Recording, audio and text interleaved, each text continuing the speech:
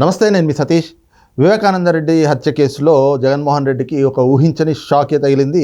ప్రధానంగా ఏదైతే మొదటి నుంచి ఈ కేసులో ఎన్నో కుట్రలు చేస్తున్నటువంటి జగన్మోహన్ రెడ్డి ఆ కేసులో అప్రూవర్గా మారినటువంటి దస్తగిరిని పైన అనేక కేసులు మోపుతూ తనకున్నటువంటి అధికార దుర్వినియోగానికి పాల్పడుతూ ఉన్నారు. ఈ క్రమంలోనే గడిచిన 85 రోజులుగా కూడా దస్తగిరి పైన పోలీసులు పెట్టినటువంటి కేసులో భాగంగా రిమాండ్ ఖైదీగా ఉన్నటువంటి దస్తగిరి ఈ రోజున హైకోర్టు బెయిల్ మంజూరు చేయడంతో బయటకు వస్తూ ఉన్నారు. ఈ పరిణామం మాత్రం ఖచ్చితంగా జగన్మోహన్ రెడ్డికి రేపు రానున్న ఎన్నికల్లో ఎదురుదెబ్బ కాబోతోంది అనేటువంటి ఒక చర్చ కూడా ప్రస్తుతం ఏపీ రాజకీయ వర్గాల్లో జరుగుతూ ఉంది.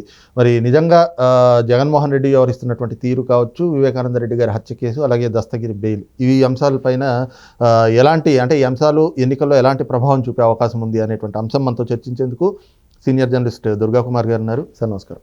నమస్కారం సతీష్ గారు, మన వీక్షకులకు.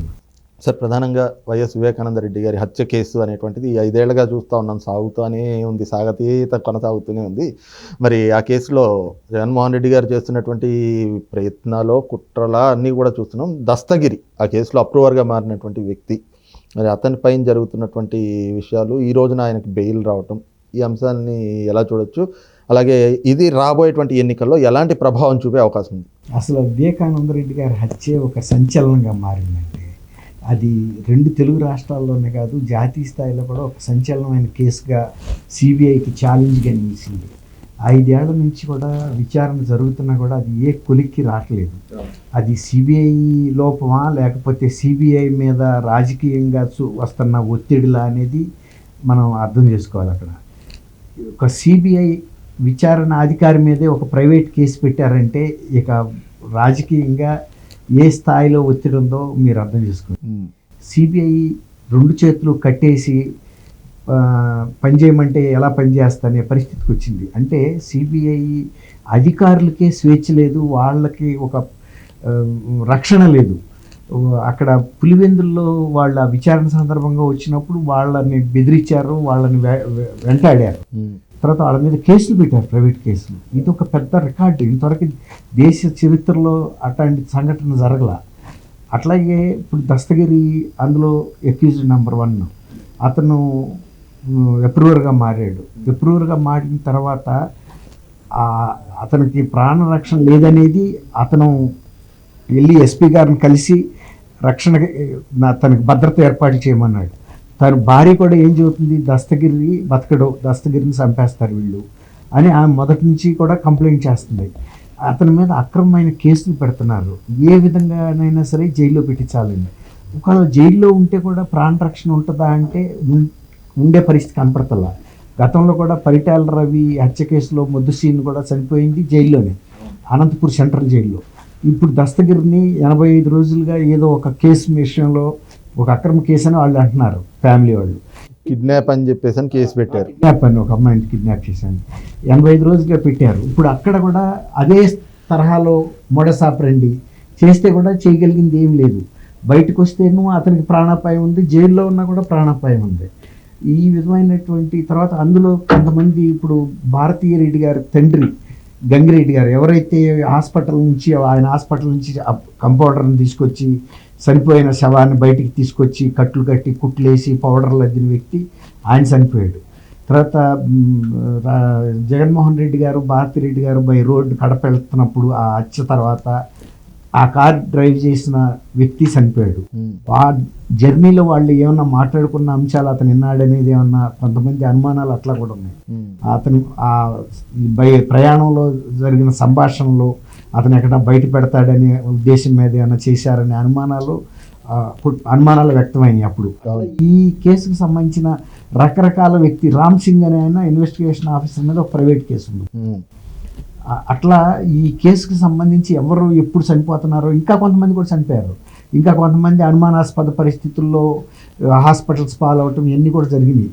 అయితే ఇప్పుడు వాస్తవ పరిస్థితులు ఏంటంటే, ఈ కేసుకు సంబంధించి అరెస్ట్ అయినటువంటి అవినాష్ రెడ్డి గారి అరెస్ట్ మీద సిబిఐ ఎన్ని ప్రయత్నాలు చేసినా కూడా వాళ్ళు విజయం సాధించలేకపోయారు. కేవలం ఢిల్లీలో ఊరికే అరెస్ట్ చేసి నామమాత్రంగా మళ్ళీ స్టేషన్ బెయిల్ మీద ఇచ్చేశారు. అదే చంద్రబాబు నాయుడు గారు విషయంలోకి వచ్చేటప్పటికి కానీ, లేకపోతే ఇతను ఉన్నాడు కదండి కోడికత్తి సీన్ కేసు, అవును, అతని మీద హత్యాయత్నం కేసు 5 ఏళ్ల నుంచి బెయిల్ లేదు. ఇవాళ అతను జైల్లో నిరాదీక్ష చేస్తున్నా, అన్న తల్లి నిరాదీక్ష చేస్తున్నా దిక్కు దివాణం లేదు. ఇవాళ విచారణకు వస్తా అంటున్నారు, చూద్దాం ఏం జరుగుతుందో. అట్లా ఈ జగన్మోహన్ రెడ్డి గారు, వివేకానంద రెడ్డి గారు, ఇంకొకటి సతీష్ గారు, ఆ రోజు ఆయన వైఎస్ఆర్సీపీ పార్టీ ప్రచారానికి వెళ్ళి 10ంటికి వచ్చి పడుకుని తెల్లారే లోపు ఆయన చనిపోయాడు. తర్వాత ఆ ఎన్నికల్లో ఆయన మర్డర్ని అడ్డం పెట్టుకుని వైఎస్ఆర్సీపీ విజయం సాధించింది, సానుభూతి తెచ్చుకుంది. మళ్ళీ ఇప్పుడు కూడా మళ్ళీ ఇంకొక ఎలక్షన్ కూడా ఆయన మర్డర్ని అడ్డం పెట్టుకుని సానుభూతి పొందే ప్రయత్నం మళ్ళీ మొదలైంది. ఇప్పుడు మా బాబాయ్ని చంపిన వాళ్ళు వీళ్ళు అని. ఇప్పుడు అట్లాగే తండ్రిని చంపిన విషయంలోనూ ఆయన అనుమానాలు వ్యక్తం చేశాడు. అదే వ్యక్తికి సంబంధించిన పర్సన్ తీసుకొచ్చి రాజ్యసభ ఇచ్చాడు, చెల్లికి కూడా ఇవ్వకుండా. అది నిజంగా కనుక వాళ్ళు రాజశేఖర రెడ్డి గారిని హత్య చేసిన అంబానీ ఫ్యామిలీ అయితే వాళ్ళ పరిమళనత్వానికి ఎందుకు ఇవ్వాలండి? పరిమళనత్వాన్ని ఆంధ్రప్రదేశ్కి సంబంధించిన అంశం ఏమన్నా ప్రస్తావించాడు అక్కడ? అదే ఈయన చీఫ్ మినిస్టర్ అవడానికి ఏమైనా సహకరించాడా అనే చెబుతున్నాడు. తండ్రిని చంపిన వాళ్ళలో వాళ్ళ ఆస్తం ఉంది. మరి నిన్ను ఉన్నత పదవిలో కూర్చోబెడటానికి పాదయాత్ర చేసిన షర్మిల గారికి ఏం చేసిన సాయం ఏముందండి? ఇప్పుడు షర్మిల గారు దీనికి వ్యతిరేకంగా వస్తే చంద్రబాబు నాయుడు గారు బాణం అని చెబుతున్నారు. అదంటే చంద్రబాబు నాయుడు గారికి అమ్ముడైపోయిందా అన్నట్టు మాట్లాడుతున్నారు. ఎంత దౌర్భాగ్యమైన విషయం అండి. వాళ్ళ సొంత కుటుంబ విలువలను వాళ్ళే తగ్గిస్తున్నారు.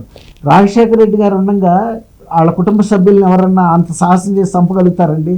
రాజశేఖర రెడ్డి గారు పోయిన తర్వాత వాళ్ళ కుటుంబ సభ్యుల ప్రాణమానాలకు రక్షణ లేని పరిస్థితికి వచ్చింది. ఇవాళ ఈమెను పట్టుకుని ఆమె రాజశేఖర రెడ్డి గారి కూతురే కాదని వైఎస్ఆర్సీపీ మీడియా వాళ్ళు ప్రచారం చేస్తున్నారు. ఎంత అవమానకరమైన విషయం అండి. అంత పెద్ద ఆయన్ని పట్టుకుని ఆమె పట్టుకుని మాట్లాడుతున్నారంటే. సరే, ఇక్కడ ఇంకో అంశం ఏమిటి అంటే, ఇందాక మీరు అన్నట్టు కేవలం సిబిఐ అధికారి మీద కేసు పెట్టడమే కాదు, మొదటి నుంచి ఒంటరి పోరాటం చేస్తున్నటువంటి సునీత గారి మీద, ఆమె భర్త మీద కూడా కేసులు పెట్టారు. ఇంకో పక్కన ఈ విధంగా దస్తగిరి విషయంలో కూడా కేసు పెట్టడం, ఆయనకు బెయిల్ రావటం, ఈ ఉదంతాలను ఎలా చూడొచ్చు? ఇప్పుడు మీరు అన్నట్టు సునీత్ గారు తండ్రి హత్య నేరస్తులకి శిక్ష పడాలి, న్యాయం జరగాలి, నా తండ్రి హత్య చేసిన వాళ్ళని జైల్లో అంటే ప్రభుత్వం అంటే న్యాయపరమైన శిక్షలు పడాలని ఆమె కోరుకుంటుంది. వీళ్ళు ఎంతరాకి వెళ్ళారంటే అందరూ అనలేదండి సునీత్ గారిని. ఒక్క జగన్మోహన్ రెడ్డి గారికి సంబంధించిన మీడియా పేపర్లు, టీవీలు మాత్రమే ప్రచారం చేసినాయి. ఎందుకంటే తండ్రిని కోల్పోయిన ఆమెకి ఎందుకు చంపుకుంటుందండి తండ్రిని? తర్వాత ఇంకోటి ఏంటంటే సునీత్ గారి భర్త స్వయంగా వివేకానంద రెడ్డి గారికి బావమరిదే, ఆయనేం బయట వ్యక్తి కాదు. తర్వాత ఆస్తులకు సంబంధించిన వివాదాలు కూడా అక్కడ ఏం లేవు. షర్మిల గారే చెబుతున్నారు, మా చిన్నాన్న తనకు సంబంధించిన ఆస్తిపాస్తులు అన్నింటినీ కూడా షర్మిల గారికి ఎప్పుడో రాసేసాడు, సునీత్ గారికి ఎప్పుడో రాసేసాడు. కాబట్టి సునీత్ గారికి అట్లాంటి కంప్లైంట్లు ఏం లేవు. తర్వాత సునీత్ గారు తండ్రి ఆస్తి మీద ఆధారపడాల్సిన పరిస్థితి కూడా ఏం లేదండి. ఆమె పెద్ద డాక్టరు, తండ్రి నుంచి వచ్చింది తీసుకుంటే తప్ప తండ్రిని చంపి తీసుకునే మనిషి కాదు సునీత్ గారు. చాలా సౌమ్యరాలు ఆమె ఆ కుటుంబంలోనే. ఇప్పుడు ఆమె తరపున ఆమెని దీంట్లోకి తోసి అసలు నేరస్తులు తప్పించుకోవడానికి ఆ మీడియాలో వచ్చిన ప్రచారమే కానీ బయట ఎవ్వరు కూడా సునీతని ఆ జిల్లాలో కూడా అనరండి. సునీత అంటే అందరికీ సానుభూతి ఉంది. ఆమెకి ఏదైనా న్యాయం చెయ్యాలి అనే జిల్లా ప్రజలందరూ కోరుకుంటున్నారు.